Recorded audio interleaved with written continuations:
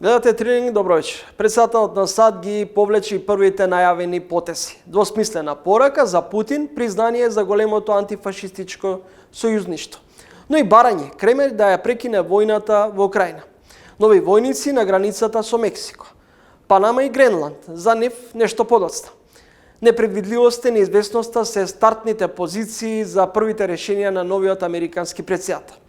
САД се наши стратешки партнери, но тривиално е заминувањето на Мицковски за Вашингтон, да се сведе на балканска ложа во Конгресот или за буџетот за патување. Дали е на сцена реобнова на американскиот економски хегемонизам. Професорот Денко Малевски во најновата колумна за Либертас напиша, цитирам: "Политиката на отворени врати во светската економија Доналд Трамп ја менува во политика на затворени врати, со високи тарифи.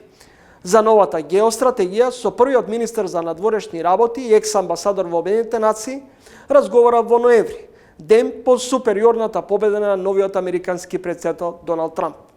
Еве дел од интервјуто со професорот и екс-амбасадор во Обединетите нации.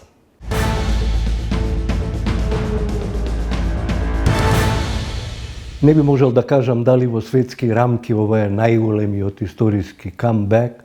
Во секој случај, ова е еден од најголемите шокови кои што ги доживеа меѓународното општество на држави, затоа што точно се знаеше кој е Доналд Трамп, се знаеше за неговиот авторитарен лик, за неговиот американски национализам, за неговите политики, а сепак американците одлучија повторно да му дадат шанса. Кај нас во Македонија, како да 90% од политичарите, аналитичарите и обичните граѓани се радуваат на фактот дека Трамп се враќа во политиката.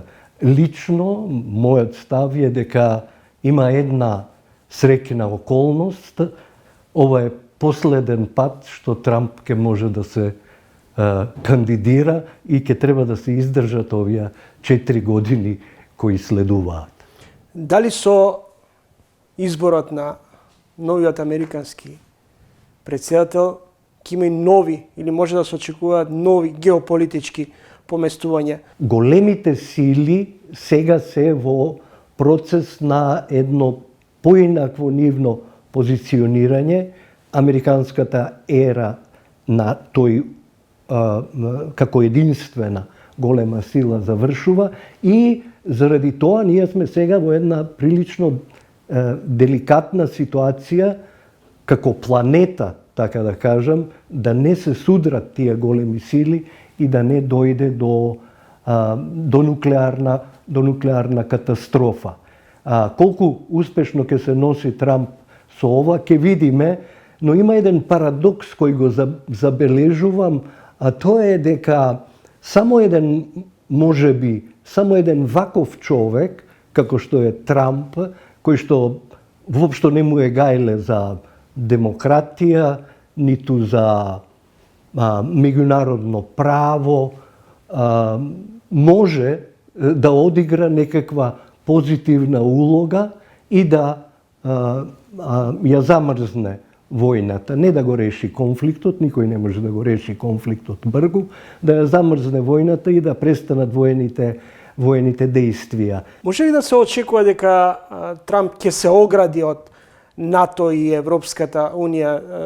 Да подсетам дека во првиот негов председателски мандат им држеше лекции на членките од Алијансата дека не може натаму и понатаму да се продолжи со таа политика на американците да даваат толку големи финансиски средства, а при тоа за возврат останатите членки да бидат во покомотна позиција. Деновем дури прочитав дека во Брисел се размислува како да се постави кон новата политика на американската администрација.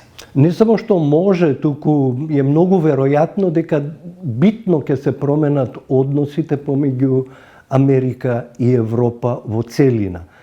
Трамп овој пат ќе биде поподготвен да се соочи со со европските водачи во смисла дека уште повеќе мислам ќе инсистира на својата политика, а тоа е Европа, европските држави да се грижат за својата безбедност, а се зборува дури и за можност Америка да се повлече од НАТО, што се разбира би отворило огромни прашања на европскиот континент околу можноста европските држави, толку поделени, толку фрагментирани, да се договорат за така важна работа како што е нов безбедносен поредок, една нова дали тоа значи безбедносна дека структура.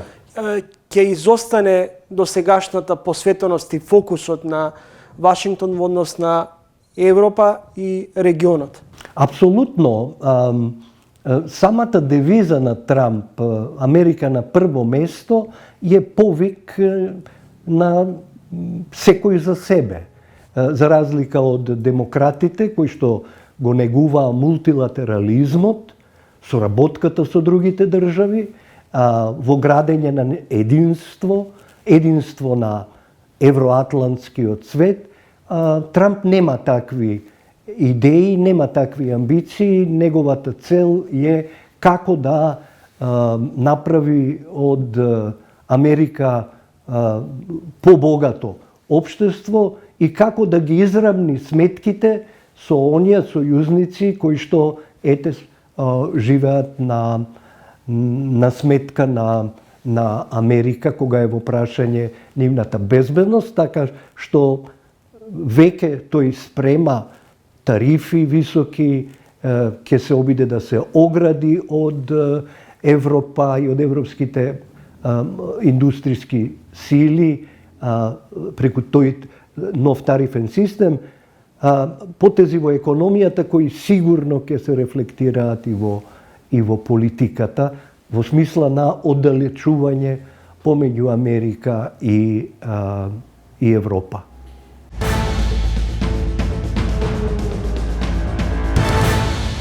Во овалната соба на Белата куќа Доналд Трамп го внесе црвеното копче, што символично означува реакција во криза. Но за персоналот во Белата куќа ќе значи дека на претседателот му се пие Кока-кола. Се што гледате, што почнува економски раст на 3, на 2, на 1, рачунајте го дека е 0.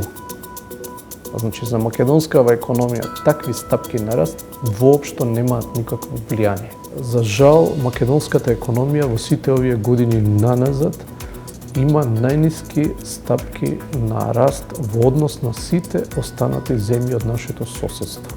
Ако продолжиме со ова темпо, да не зачудува дека можеме да дојдеме во ситуација да останеме и без храна или од ден на ден количините на наша домашна произведена храна се намалува. Расипани се критериумите. Кога велам корупција, воопшто не мислам на она што стандардно се подразбира давање пари и земање пари, директно од точка А кон точка Б. Туку мислам на расипаност, на пореметеност на критериуми. Немојте да го очекувате криминалот од некој мал трговец.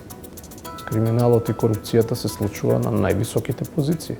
2/3 од младите се функционално неписмени, податок на Светската банка. Почнаа некои реформи проформа, површни, од ужасно клиентелистички позиции. Во тоа време беше министар Никола Тодоров во владата на Груевски. И тука, мислам дека тука беше почетокот на крајот на македонското образование.